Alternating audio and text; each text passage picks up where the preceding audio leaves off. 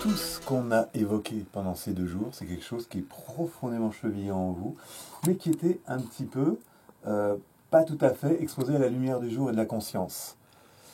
Donc le fait d'avoir abordé l'aspect absolument crucial de ce conditionnement initial de notre vie saturnien, je sais que j'ai provoqué quelque chose en vous qui va travailler maintenant.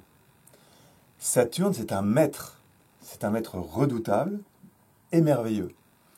Et tout le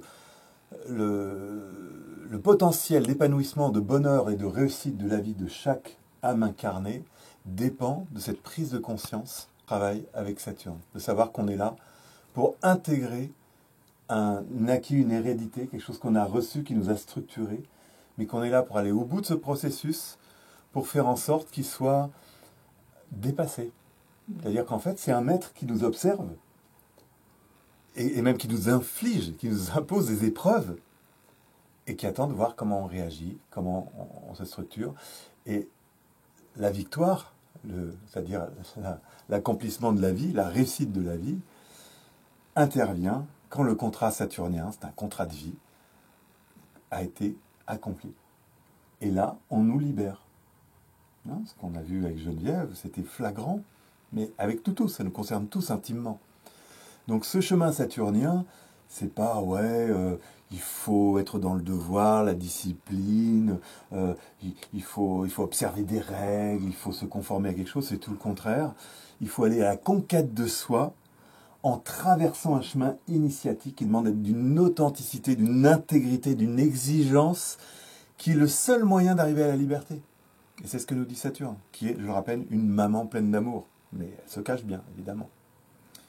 Et elle est effrayante, en apparence. Voilà. Donc voilà, là, c'était le cri du cœur pour vous dire qu'à quel point, moi, ça m'a touché et ému ce week-end, mais vraiment profondément. Parce qu'on a été au cœur de quelque chose. En parlant de Saturne, d'abord, en parlant de vos Saturnes, j'ai parlé à mon propre Saturne intérieurement, dans chaque consultation que j'ai fait, c'est en résonance avec mon propre vécu saturnien. Et ça waouh, moi aussi, j'ai avancé et j'ai appris dans ce voyage qu'on vient de faire ensemble. Mais j'ai senti à quel point, en fait, tout ça a été chargé de sens. Voilà. Et j'ai adoré de voir la surprise qui était vôtre. Des fois, je vous ai acculé un peu. Hein. Je vous ai emmené dans vos retranchements, mais pour vous aider à accoucher de quelque chose en vous. Je ne citerai pas de nom.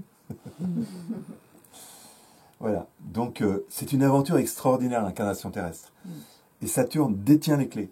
Et moi, je suis tellement content quand je peux parler de ça en profondeur, spirituellement parlant, pas que par l'intellect, pas que par les mots, quand je sens qu'il y a quelque chose qui passe et que les personnes vont pouvoir recevoir ça et en faire quelque chose. Alors, arrêtez-moi si je me trompe, hein, mais il me semble que c'est un peu ce qui ça a bien pris, cette histoire. Voilà. Oh que oui. Oh que oui.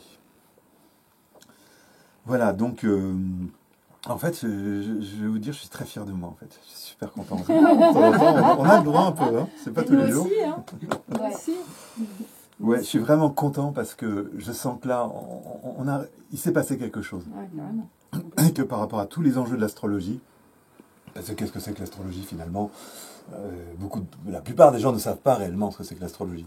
L'astrologie, c'est la science qui est claire sur notre incarnation, sur tous les mécanismes, sur tous les ressorts, sur tous les schémas, sur tout ce qui est dans l'invisible de nos conditionnements. On se croit libre, on fait le malin. Ah ouais, moi je suis libre, je fais ce que je veux. Ben non, pas du tout. Tu es juste un jouet mécanique qui répond à ton conditionnement. Et même ta rébellion n'est une autre forme du conditionnement. La rébellion contre l'ordre établi, contre les parents, etc., contre toi-même.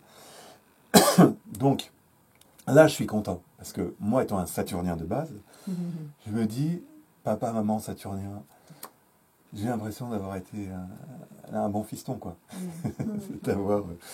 D'avoir fait le boulot, d'avoir donné du sens à tout ça.